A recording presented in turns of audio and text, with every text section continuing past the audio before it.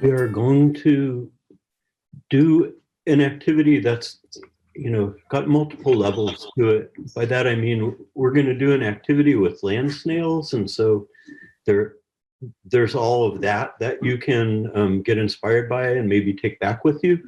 But we're also going to exemplify, because we're all in this environment of online now, and there's many different approaches to online science teaching, that we're going to use a particular approach this time, and then when we see each other again in January, we're going to use another approach. And so, cover a lot of territory. So what we hope you're able to take back with you today is not just the activity itself, but there may be many activities that lend themselves to this particular approach. And this approach is where the facilitators have all of the materials, where the students don't need any materials.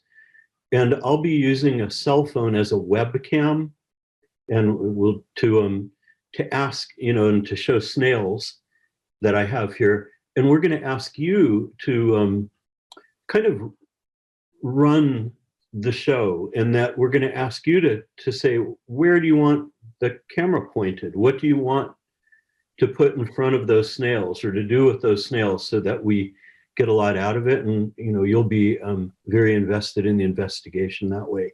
And that approach lends itself to lots of other topics, not just snails.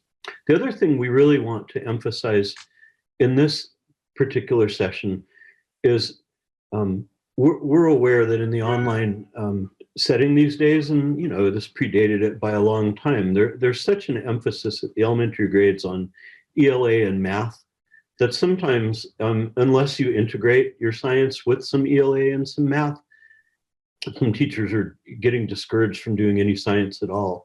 So in the service of trying to keep science alive, we're deeply integrating some ELA in this. We're going to use Snails to do different kinds of Common Core writing, and later on we'll be sharing some math connections and some reading connections. Finally, we really, when we meet again in January, the other approach that we'll be using Okay, is... all right. Have a good day. Bye-bye. Okay, all right. Always, like, whether you mute or not. But we'll be doing an activity that's a different approach, where we're going to ask people to look around their homes to find simple materials and use those to promote science activity. So again, when you're online, there's a lot of ways to do it, and we want to cover a lot of territory, so you've got a lot of repertoire.